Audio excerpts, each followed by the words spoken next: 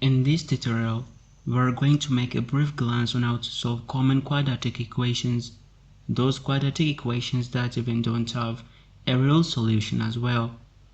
Please stick with me till the video ends. Let's dive in.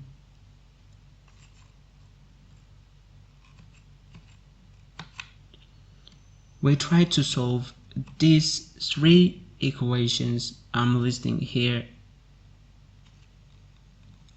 The first equation is actually a special case equation of the second one, where the leading coefficient is 1. And the third equation, whereby the square of the coefficient of the second term b is less than the product of the coefficient of the leading term a and the constant c multiplied by 4, doesn't give us a real solution. However, we'll be looking at it at the end of the video. Let's look at this equation first. We do have two things to deal with, b and c. Let me zoom everything so that everything will go right and clear enough.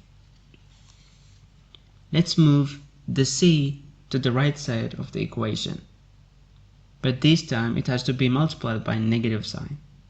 The method we're using is dubbed completing square method. So I'm going to divide the second term's coefficient by 2 and then square it. Yes. Oh, okay. So since I have added something that doesn't normally exist right in my equation, I must do the same thing to the right side of the equation. Now I simplify what I have to the right side of the equation to make everything neat. Okay, excellent. Now that everything's ready, I'll go with factorization. The constant to the left side of the equation can be decomposed, right? Okay. And the second term does too, of course. Let's get rid of this parenthesis because we don't need it right now. Our equation now has a beautiful looks. Anyway, let's factorize x and also the b over 2 thing from their respective expressions and combine them together. We're almost there. Take square roots. Move the constant to the right. Take the 4 out of the equation's quadratic square root, of course. Move it up. Combine everything. Yes, this is it. What a beautiful stuff it is. The best is yet to come though. The mother quadratic formula and also the equation of 8 is here. We got to apply the same technique we have been using for the former one. That means you don't have to worry about just because there is a in front of the leading term. Let's move everything to the center and also the c to the right side of the equation. Okay. Divide the whole stuff by a.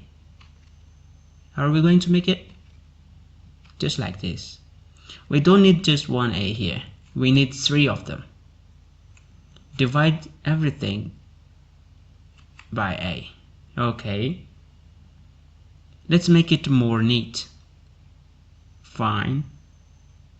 Divide the second term's coefficient by 2. Okay. We need more space, right? Now it looks better. And square it.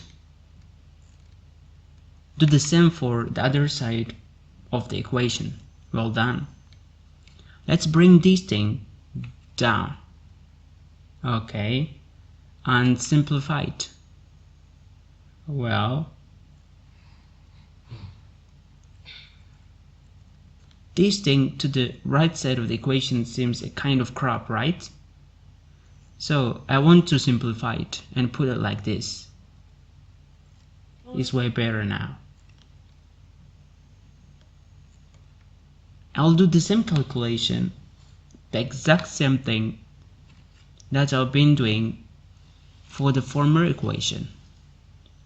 I stick to every step I'm going on. Factorize everything, combine everything. Well done. Let's make everything neat again. That means I'm gonna take square roots for the both sides of the equations like this. Take the absolute value for the left side of the equation. Nice. As it is being evaluated in absolute value, the one to the right is either plus or minus. Take the 4a squared out of the square root. Looks better. Move the b over 2a thing to the right side of the equation. Fine.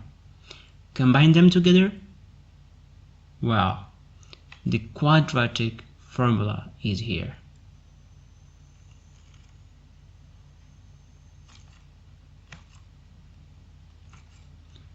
Eventually, we have this tiny cousin of our quadratic equation. This equation doesn't have a real solution just because the radicand is less than 0. However, the equation has an imaginary solution in the set of complex numbers. So we need to deal with only the quadratic formula, this one. We don't need any further calculation just to arrive at the same thing, the same formula. Let's just focus on these two things.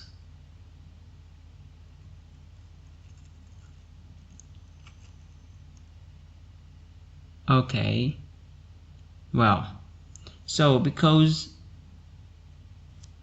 the radicand is less than 0, I can factorize negative out from the radicand and then place it just what I've placed right here. So let's just focus on this. Nothing here is new except the -1 in the square root. This -1 in the square root has special meaning, iota, which is represented by I. Let's arrange it again. Good. This is tiny but handsome cousin of the quadratic formula. Well, these are the 3 quadratic formulas.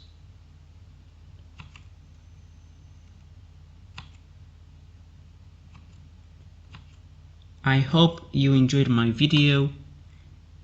If you would subscribe, hit the thumbs up, put your very comments down below. Until see you next time. Bye bye.